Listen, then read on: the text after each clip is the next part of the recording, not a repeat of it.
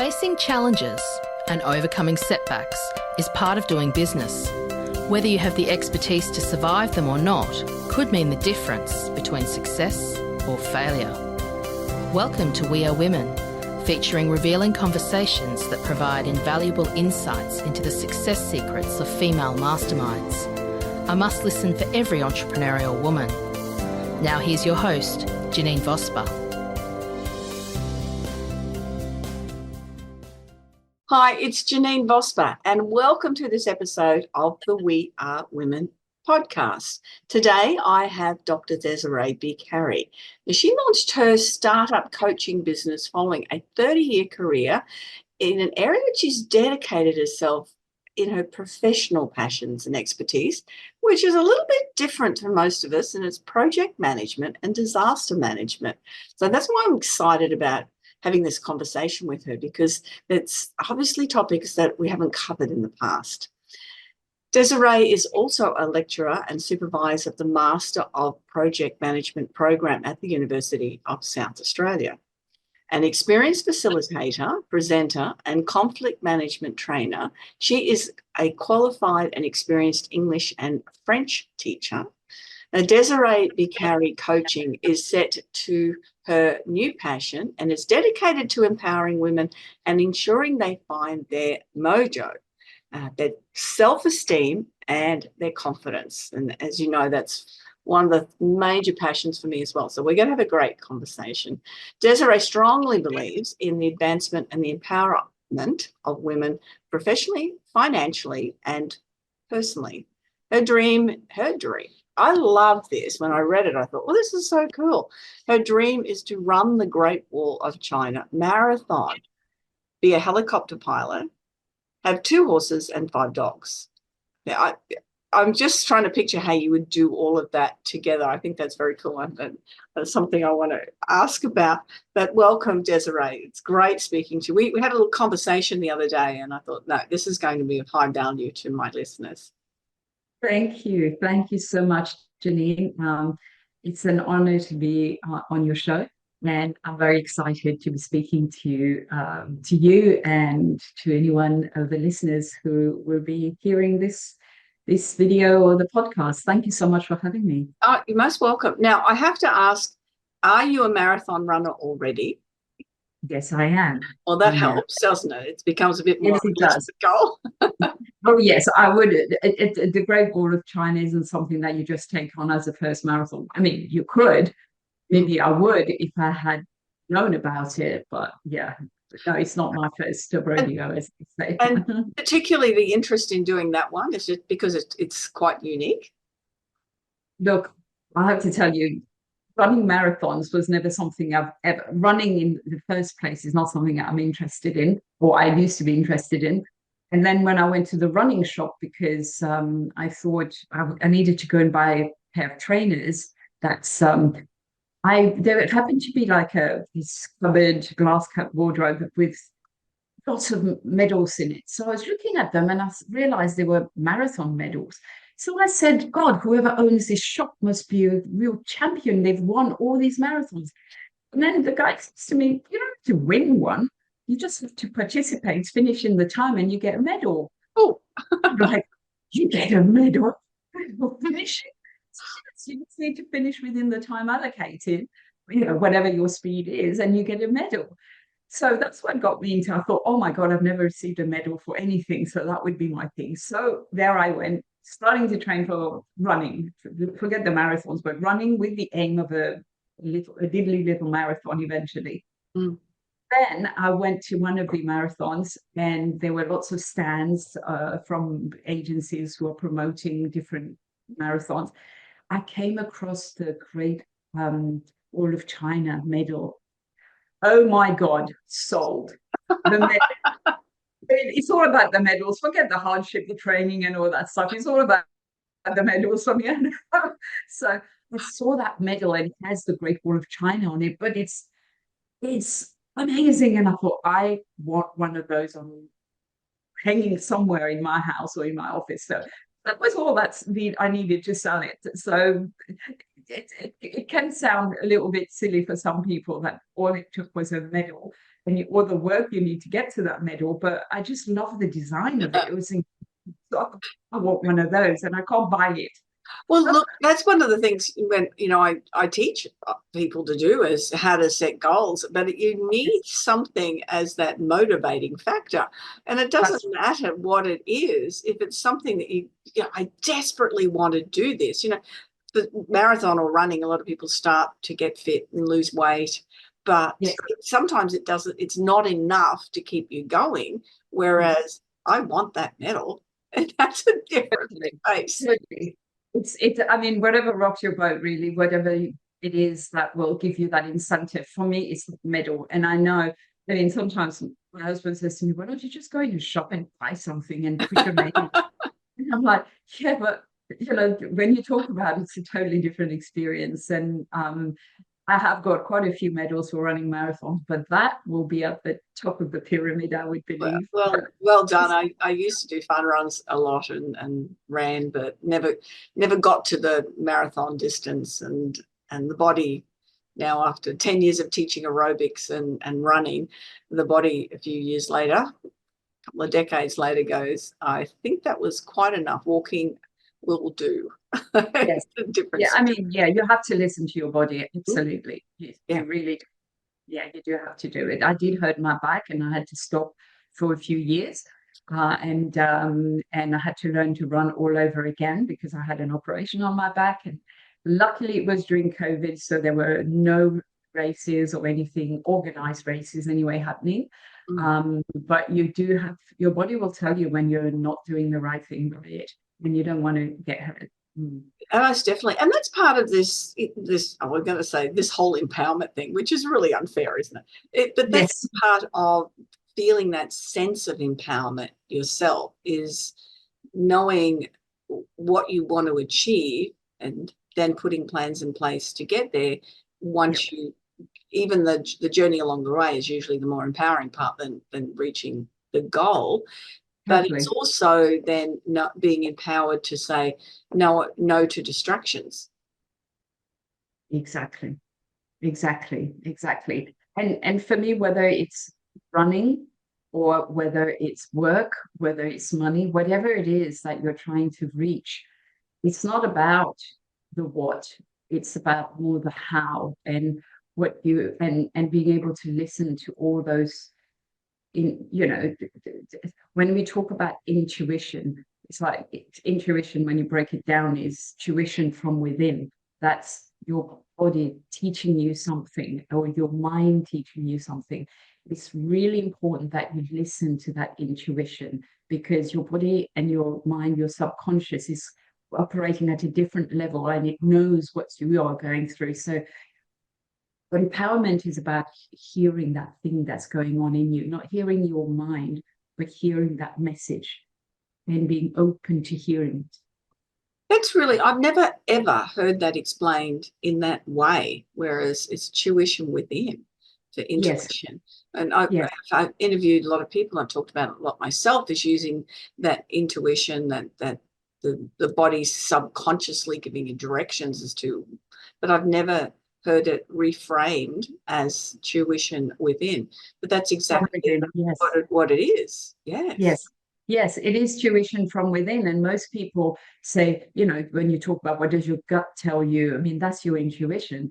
And people poo-poo it. But no, the more we connect with that message that's coming in, that's your education. That's something that no one can tell you about your body, about your feeling, your mind, your spirit.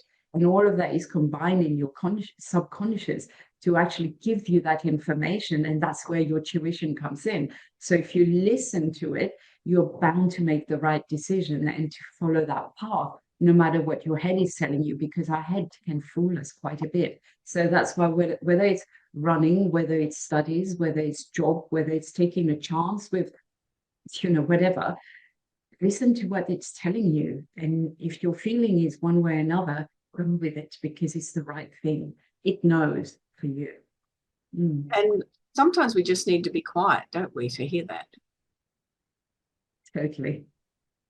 And you know what? One of the things that I find really truly enjoyed about running was that when I hit about 7 kilometers, it's hard work and everything, but that's when the world shuts out, all the noises in your head, which I call the itty bitty shitty committee. I love that. Do you want to say that again, Desiree? You're going to make me laugh. It's Yeah, the itty bitty shitty committee. That's the committee that's in your head, yucking away, all this stuff. It's about, for me, about at 7 kilometers, the committee is shut off. You finally get to tell them to shut up. Yep. And then I hear me, or there is that silence. Then all I hear is my breathing, my feet's going one foot in front of the other. I hear my breathing, and it's all connected. Feet breathing. It's silence. I mean, I know it's an extreme way. Some people will meditate. Some people will do different things to find that peace. But there's nothing more serene than actually being alone with your head, and your head shutting off and just being alone with being, and I find it in running, I can just run, but it takes time because your body is asking a lot. That's what shuts everything else out. I can truly understand that. I used to be the first 1 to 2 kilometers. I love that itty bitty shitty committee. I would have every reason. Everything was hurting. Everything was why am I here? What am I doing? It's not comfortable. Breathing's not right. And then I'd get in a bit of the zone. You just go, yes. You're just doing it rather than thinking about doing it. You're just doing it. Yeah, exactly. And then the pain, you're aware of stuff going on, but it's quiet and you can just be doing your thing. And that zone is an amazing place to be. And I think you find that whether you're writing, whether you're exercising, whether you're meditating, meditating can be really difficult, to stay focused. People think 10 minutes, 20 minutes, 30 minutes. Start with 1 minute, because it's hard. Focus is hard. If you start with 1 minute and you achieve that, then add another minute when you're ready. When you hit that moment, you'll know it. I'm glad you mentioned that, because meditation is hard. And I have so many people say to me, I can't clear the thoughts out of my head. And well, that'll be the outcome, but that's not what you're doing while you're trying to meditate. Just sit and watch a candle. If you get a thought, say, I've got a thought. And then if another thought comes in, I've got another thought.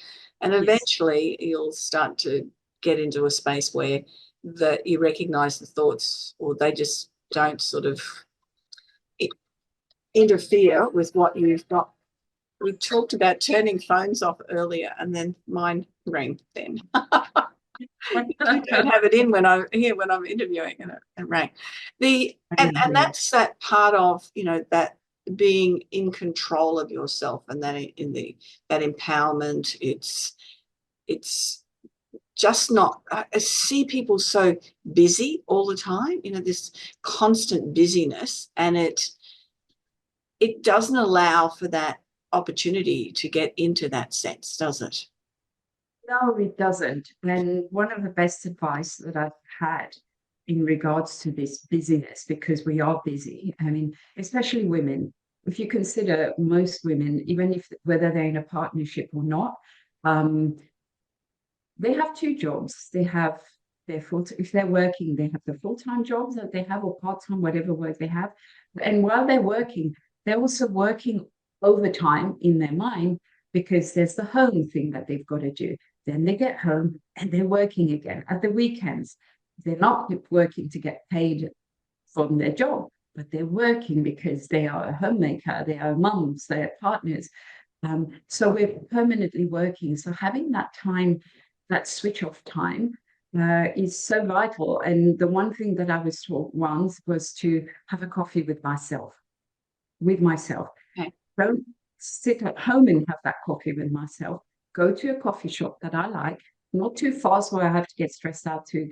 Just go somewhere in a coffee shop, go sit there.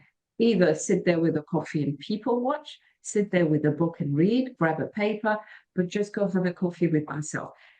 It doesn't even have to be productive as such, but just go have a coffee with myself and just see what happens. you know, Interesting. and that has for me been so good. I mean, a coffee, how long does it take at the most? Half an hour, an hour? But once you get into the groove of it, once a week to go for a coffee with yourself, you long for it. You really do long for it. And it's kind of, you kind of miss having that date with yourself because you know that was your me time. The rest of the world can happen, but if you have that me time, that coffee with yourself or tea, whatever it is, or your cake, it's amazing. It's sublime. And I've been doing this for some time now, and it works. It really does work. I always, if I'm working from home, I always take a lunch break, and I'll go and read, or as well, eating lunch, or I will do something, but I take a break, and it's and it can be 30 minutes or even an hour sometimes, depending on what I'm doing. But I found it particularly, when we weren't able to get out as much as we were, that it was a really valuable time. Again, it was very much, I'm gifting this to me. I don't have to. I don't have to. I'm gifting this absolute time to me. And that it was, and I still do it. It's really important to be able to do that. It is, and it doesn't even have to be like, nobody's saying go shopping and window shop and look at the things that you may or may not be able to afford, etc. You're sitting down having a coffee. How much more with a cake? Maybe $10. It's not going to cost you a fortune, but the space it creates for yourself, you just let your mind run off to every direction that you want. Eventually, once you get used to it, you'll find it's very peaceful and it's very creative, actually. It's a very creative space to be, to create whatever it is that you like to create. And even if it's create nothing, grand. Yeah. You don't have to do anything. No production days, coffee with yourself. I love it. What got you into project management and disaster management? They're quite masculine fields, a little bit different than what a lot of women might choose to do. Yes, they are. Look, can I tell you that my very first experience, because I was born on a very tiny little island that has cyclones everywhere, kind of like in the east coast of Australia where you are. And my very first experience with a natural disaster was when we'd had the class 5 cyclone, and then we'd all been stuck in the house for 5 days or so. And when it was all clear, we were given the all clear, my granddad said, we have to get out. We had cabin fever. He took us out for a drive. And as we drove around the island, I remember seeing one family. I mean, there was a lot of devastation. And I remember seeing one family. All you saw was the slab of the house. The house had been flattened. They were all walking around looking so desolate, so lost. Their eyes were seeing, but they were glazed.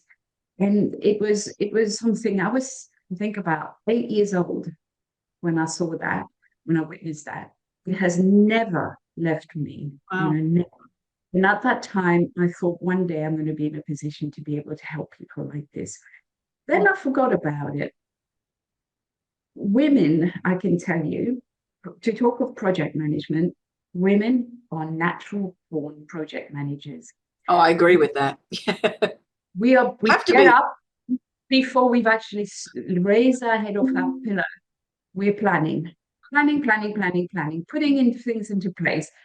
Time. After this, do this. After this, do that. What have we got to do? What have we got to do? Where are we going to achieve? What's the outcome of that? What are we going to plan? Whose birthday party? When are we going to take the kids? But whatever it is your life is about, we are naturally born project managers. And I did, when I arrived in Australia, I did a very basic diploma of project management. And when I listened to it, I thought, I've been doing this all my life. And I just didn't have the words or the terminologies or the, how do you call it? The jargon to go with it. But I thought, you know this, I do this all the time. I got really good grades, and my lecturer then at TAFE said, Desiree, you did so well in this, you should do a master's in it, because I think you're kind of wasted doing this and you're a natural at it. So I looked into it. I thought, masters, that sounds really high. When I did, I just enrolled in it, finished that, realized I was really good at it and never stopped. But I just want women to know that project management is a very big word. Mm. And when you're talking academic, you learn the jargon, but the doing, you can do it because you do it already naturally. So it was an easy thing. So, and all the jobs I'd had before, previously I was in event management. I was at the UN, and I was doing the emergency travel and conferences coordination, so moving people, UN delegates from one place to another really quickly. Within 3 days, I had to mobilize a whole bunch of people, so it was pretty stressful. And I realized that there was that emergency management part and the event management, which is also project management, but events, you have a date and you have to do everything to meet that date. Projects is you start and then you're finished when you're finished, technically at an end date, but projects can be a bit different. And then several years later in Australia, I got to do a position where I worked for SafeCom to do risk and emergency management. And I realized how much I loved it. I loved it. And suddenly I thought of those people I saw when I was 8 after the cyclone. Right. Then I realized my dream is coming true. Yeah. We can do something. So it all kind of evolved. It's like universe just, and I don't mean to speak too woo-woo about everything, but when I say universe kind of made things happen for me, it did, because my desire from a childhood is I wanted to help those people. I feel that I needed to have all the experience I needed to have in order to be able to help those people, but that takes time. And then suddenly there I was working in disaster management. And it was then I thought, yes, this is what we do. And I tell you, Australia pours a lot of money into disaster management. I worked for a cooperative research center for disaster management, natural hazards, and there are some absolutely amazing researchers, amazing people in all the disaster management field who are doing so much research to make sure that Australia keeps its people resilient from natural hazards. We can't stop the natural disaster from happening, but we can make sure we have the right science, we have the right economy, we have the right messaging, we have the right outlook to make sure that the consequences of the natural hazards are diminished so that lives are saved, which is the ultimate. Absolutely. Yes. Yeah. And I love all your story and that progression through there. And I'm very much the believer that the universe gives us the opportunities. We just need to see that the door's open to step through that. And it's great to hear that there's all of those, because lay people don't know what goes on behind the scenes, but to know that that happens. And Australia is, I love the Dorothy McKellar poem, a land of sweeping plains, of rugged mountain ranges, of drought and flooded rains. And it tends to be, there's always something going on in Australia. We've got fires on one side of the country at the moment and flooding on the other, and a cyclone, 2 cyclones up north. So there's always something happening. So it's great. I don't think you'll ever be out of a position there, Desiree, dealing with that. Not here anyway. To be able to take all those steps and to get into those roles and have that passion for doing that.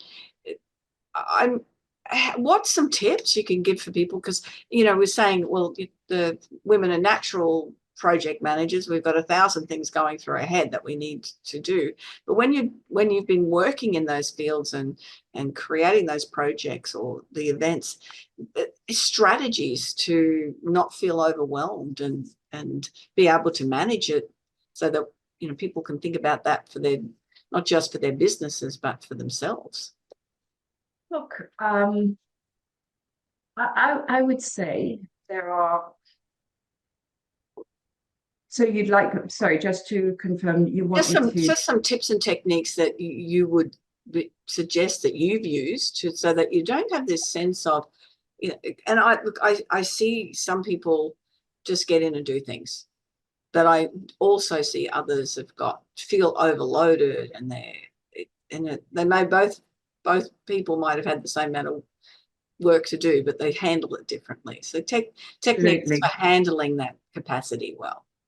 Yeah, I would say if it comes to this part of the overwhelm and how to do those kinds of things, which are 3 tips that I can give, which is very different to my life tips, which are also very different.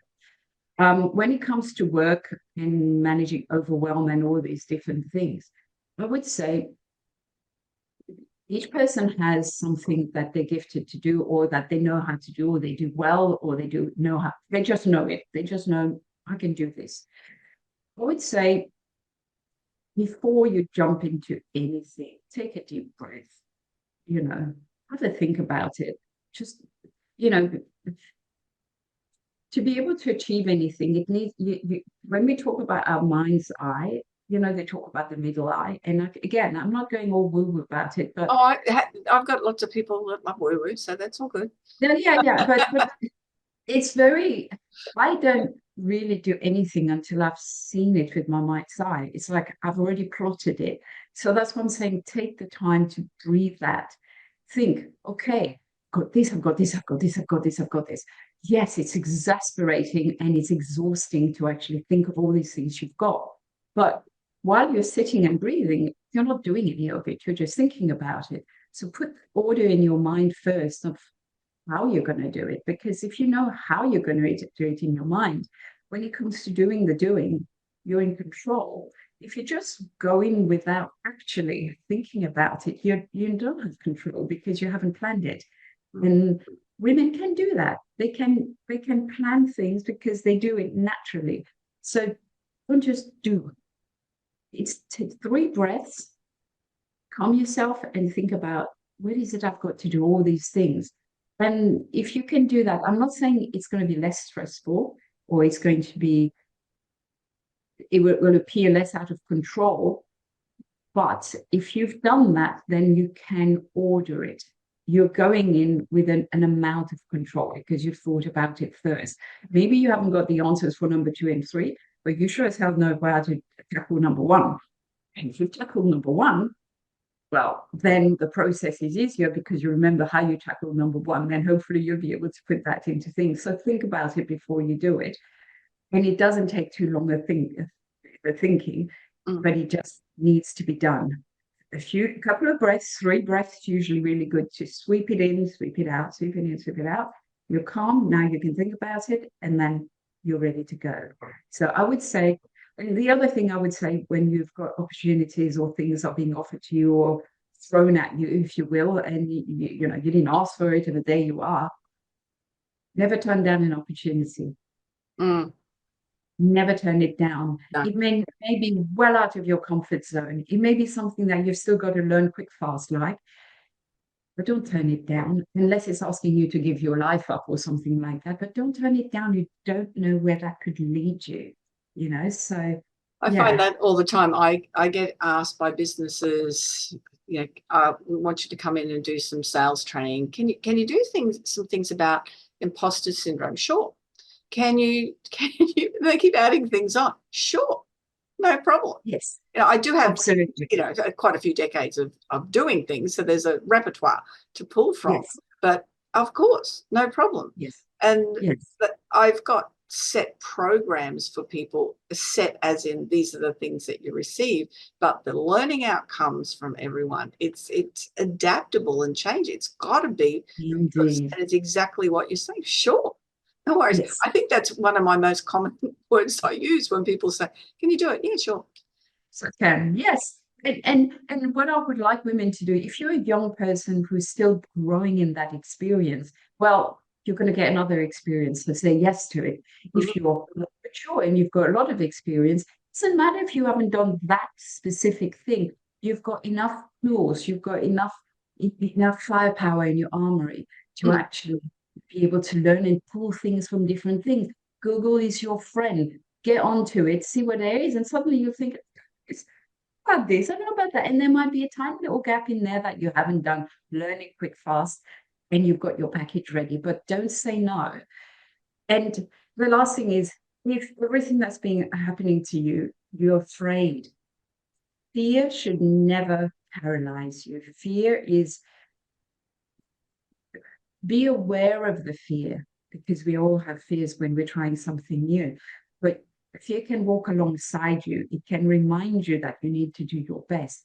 But don't let it stop. Don't let it paralyze you, because that fear is reminding you that is there to keep you honest, to show you your brilliance, and but it shouldn't stop you from from acting, from moving, from doing.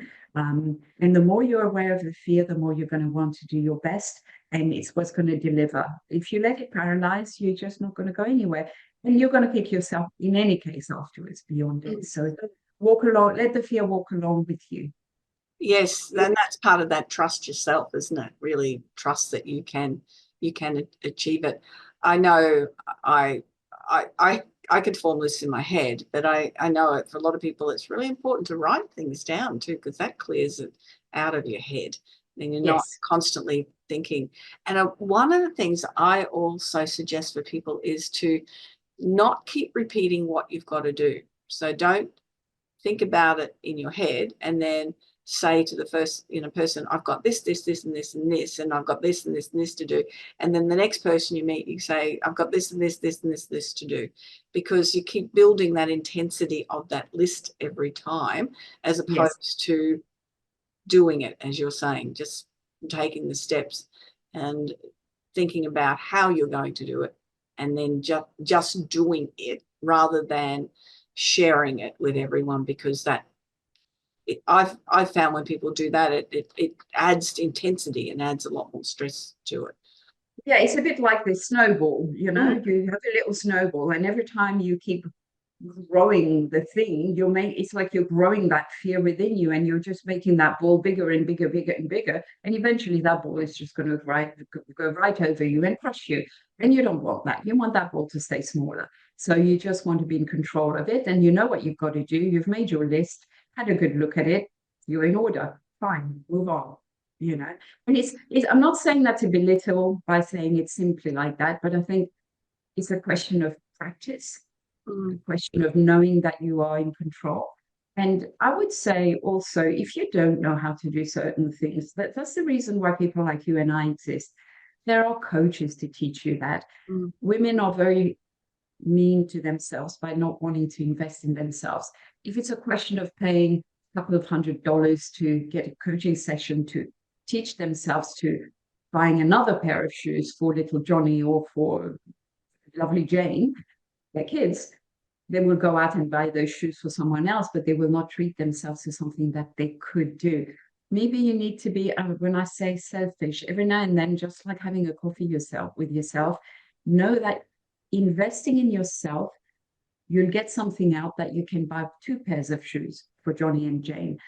It's so important to realize the value that by you paying that money, you're more likely to have more to give to those than not doing it and just being just the one time. This could be many times repeated if you only take the time to invest in yourself. And I think women are still having trouble doing that for themselves, investing in themselves, learning and taking the time to say, I deserve to learn this and I deserve to be coached. They need somebody to walk alongside me, not do it for me, but teach me how, or help me along the way. Yeah, that is absolutely so important. And I know it's something both you and I, with what we have experienced and what we've invested in ourselves over the years, it's paid off multiple times. And it's been, for me and for you doing your doctorate as well, significant investments. But the value in it is quite phenomenal. And it's not just measuring that value in dollar figures, which obviously increases, measuring that value in that sense of that more knowledge and knowing for yourself. Knowledge is probably, apart from your health, knowledge is the most valuable resource that you can have, because of everything that's happening with AI and putting things online. I did an AI video this morning with this thing, and it's the worst thing I've ever seen. I've got to let them know it's horrible. It was my content, but it was created rather than me creating it and demonstrating my knowledge on it. And wherever we go in the future, knowledge is going to be your most valuable asset. It is, and knowledge, and then you combine the knowledge with your experience, your intuition, your know-how, all of that put together, you cannot replace it. And I think women especially need to trust that. Investing in themselves is one of the best way they can serve whoever they want to serve, be it their family, their partners, themselves, and you can serve everyone else. I am a coach, but I also have my own coach. I have a business coach, I have a mindset coach. And just because I coach doesn't mean I don't need the help, because there's always we're always growing. And every time in a woman's phase, every phase in a woman's life, especially every 7 years or every 10 years, she goes through a different layer. I mean, and those layers that we go through are so incredibly powerful. And if we don't adapt and realize what we're going through, we can lose a lot of this wisdom that we bring in simply because we're not being accompanied. Sometimes we don't realize what's happening within us. Someone else can teach us or educate us on where we are in our phase of life. So I would say always have someone who's got your back and who's looking at you from the outside and seeing you for who you are. No, I love that. And even holding you accountable as well. But especially holding you accountable. That doesn't mean holding a stick to it, saying, well, that's what you want, it's up to you. Yeah. And then you realize with the value what you're likely to gain from it. And I think women should remember to invest in themselves. That's one of the things that I find women are not doing, because they think, oh yeah, but my child needs this or they need that. I need to take them out. I need to pay out for this. What about what you need? And how can you serve your kids so much more? I know. I've spoken to so many women over the years that their school activity will come up, and there'll be an overseas trip that they pay for their child, but they've never been traveling themselves. They've never had that opportunity to do that themselves. And the richer you are within means the more that you can give out. Exactly. As well. And so, it's that whole oxygen mask on first for you, and that way you can exactly others. Yeah. And it's not being selfish. Well, I don't think it's no. It's because let's not forget we are also role models for our children, especially if we have daughters. So if all we do is be, the sacrificial lamb, what are we teaching? What are we educating our kids? In the end, in the beginning, where they're young, they may be doing their own thing because you're providing, but they will repeat what you're doing, and you want them to be free of that. So we mustn't forget that we are role models. We want to show our kids that we know how to take care of ourselves, and that we've evolved. It doesn't mean being selfish, but you also have you as a human being. We came into this world alone. We're born single, even if you're twins or triplets, it's one at a time that comes out. So we need to be first we, then others, and we're much better able to serve the rest of our community, whatever that unit or community is, by being able to do that. And we're setting a precedent for those who come after, and they're watching you and they say, oh, well, mum did that, or auntie did that, or granny did that. And then we're showing that's how you have to do it. So there's a lot more so much more to women, because we are setting the precedent for the future generations, and we need to show it in a most positive light. It does. It builds up then your children, your spouse. That builds up that level of respect also, which is such an important aspect. And I just want to sort of shift things a minute, but it's still on that same frame, because when we chatted the other day, it was about digital estate planning, and this is all part of empowering women, is to have the finances to be able to, because I found was it 1 in 7 women will be homeless by retirement. Now, that could mean sleeping on someone's couch, not actually on the street, but that's big numbers, isn't it? It's not just sleeping on someone's couch. Sometimes they're in their cars and they're unsafe, A couch, they'd be lucky, but most of the time, maybe a couple of days. But many women, I mean, the thought of a woman sleeping in a car is awful for me. It's heartbreaking. Just the thought of a woman in a car sleeping. Even when I see a man sleeping in his car, I think to myself, how can you do that? But a woman in a car, scary as, and it's starting as young as 50. And then by retirement, we don't know. And yes, the digital estate planning is about, look, the average Australian person has up to 300 online accounts. 300. I'm sure if you do attest to that. 300 online accounts, you want to buy something, create an account. You want to do something, create an account. We just go on creating accounts left, right, and center, and then we get forgetful about the passwords. There's a reason for that. Now, of these accounts, we know that our social media accounts we are very attached to them. The Facebook, the Instagram, the Twitter, these are important to us for a majority of many people. Have LinkedIn, the one I coach in. LinkedIn for professionals.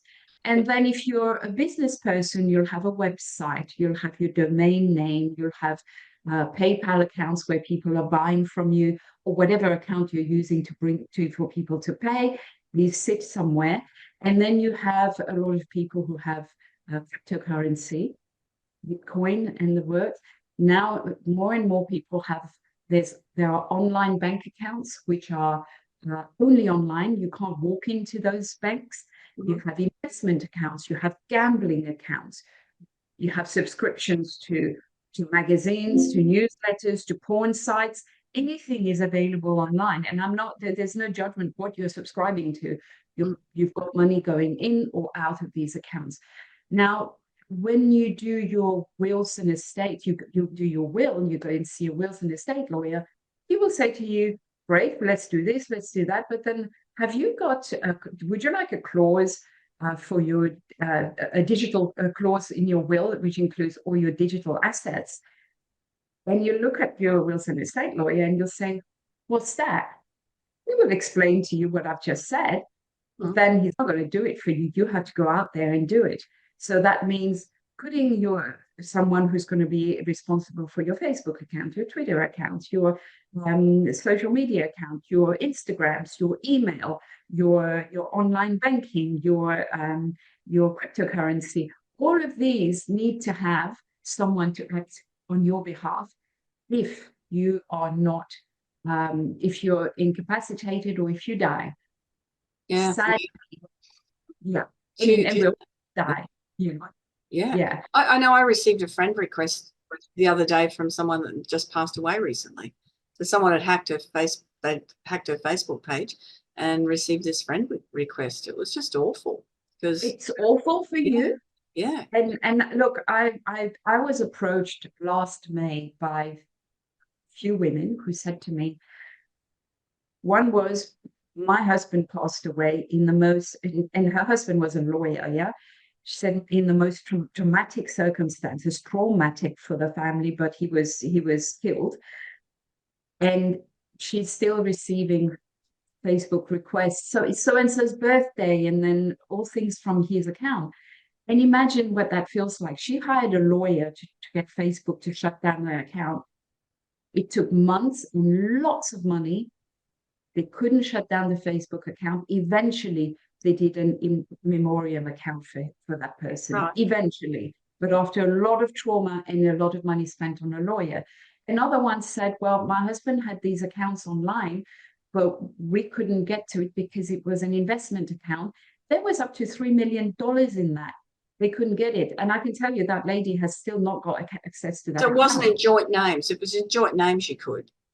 Correct? It wasn't in joint name because, not everyone shares things. Some people will do things on their own. And they'll tell you, yes, I've got this, I've got everything in hand. We've got a will. But what people don't understand is your will does not include the online accounts. Your will is all your physical assets. Your online assets needs a completely different clause attached to it.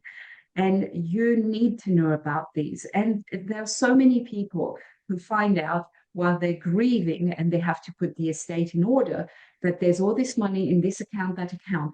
And, and they cannot access it because every online account nowadays needs two-factor authentication.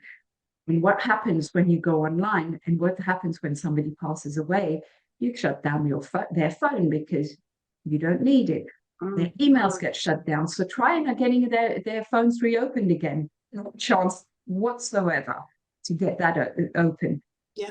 So you don't have the two-factor authentication. And remember, you're committing fraud accessing someone's account after, post-mortem. So you can't do that. You can be arrested for accessing an account, especially if you're not the beneficiary of the online accounts. It has a lot of repercussions. So these women came to me and said, we don't want other women to go through this, what we've been through. We don't want women to lose.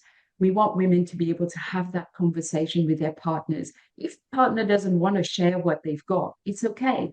They just need to put things in place so that if something happened to them, it's not while you're mourning them that you have to go, lose all your hair because you need to try and access the digital world.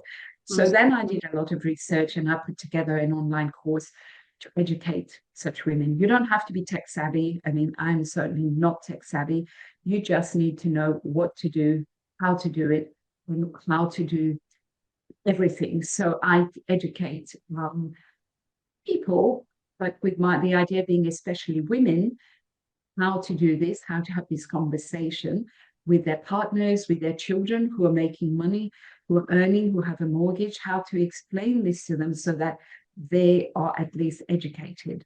Whether they act on it or not is something else. And this is a big topic. So, looking at it with what you've done, I think it is extremely valuable for people. And that's part of that whole empowerment. We've been chatting for quite a while here, Desiree. And look, there's so many good points in here. And how can people get in touch with you? And we normally do 3 takeaways, but we've already done that throughout the thing. But I know you had some quick personal takeaways as well, didn't you? Yes. Look, I'll do the takeaways and my contacts. So my 3 takeaways will be literally, I don't remember what I gave you. Can you read them out? Okay. Be born confident. So owning that confidence. I'm thinking you said we all have skills necessary and walk with fear, which is one of the other ones that you gave as well. Yeah. When we're born as children, if somebody puts you on a bike and teaches you, you don't just get on a bike, fall off and walk away. Most kids learn how to ride the bike eventually, learn to swim. We have that confidence. We were born with confidence. Somewhere along the way, we lose it. Remember, you've always had confidence. You've lost it. Find it again somehow. And if you can't, get someone to help you find it again. The second one is skills. The skills. As women, we have the skills inside us. But every time I speak to a woman on a coaching and we start, she says, oh, no, but I wouldn't have enough experience to do that. I don't have any skills to offer to this employer. And then I start going through, you can do this, you can do that, you can do that. Yeah. Well, that means this. Did you know that? Really? Suddenly they realize they've got it. So don't doubt yourself about your skill.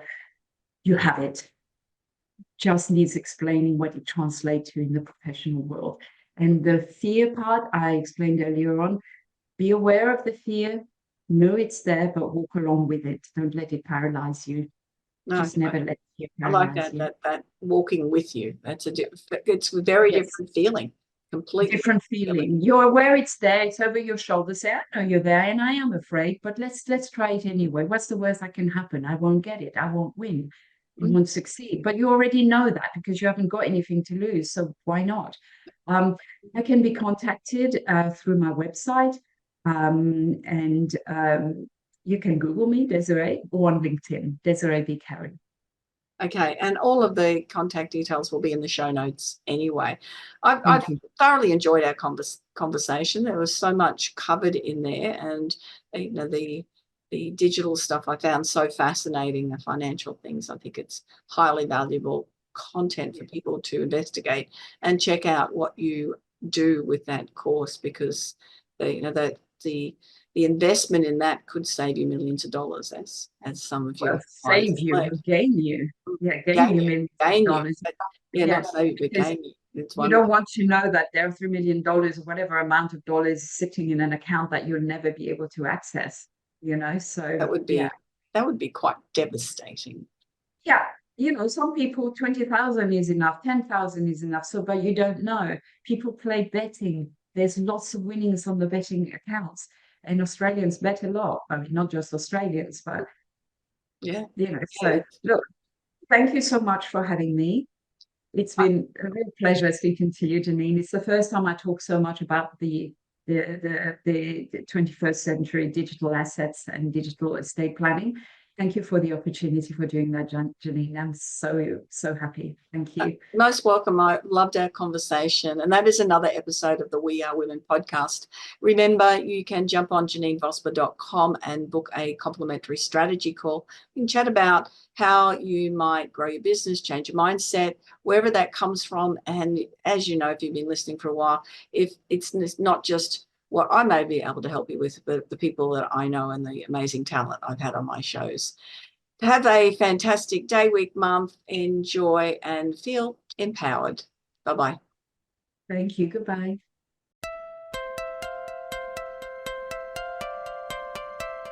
So, do you feel stuck in a rut in business? Visit speechperfect.com.au and download Janine's free ebook to avoid the 5 most common stumbling blocks women face in business. It's jam-packed full of tips to overcome the barriers that could be holding you back from the success that you dream your business will be. We would love you to leave a review of today's episode and share this podcast with other women in need of entrepreneurial inspiration. Subscribe to the next episode now and join the We Are Women community.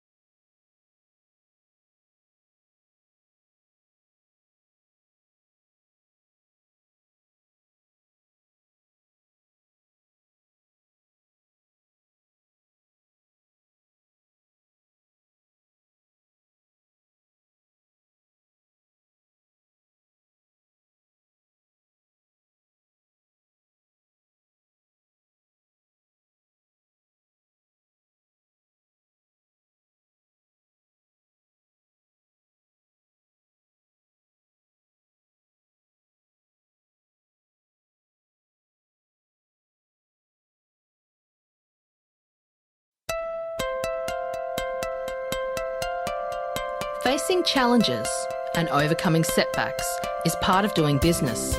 Whether you have the expertise to survive them or not could mean the difference between success or failure. Welcome to We Are Women, featuring revealing conversations that provide invaluable insights into the success secrets of female masterminds. A must listen for every entrepreneurial woman. Now here's your host, Janine Vosper.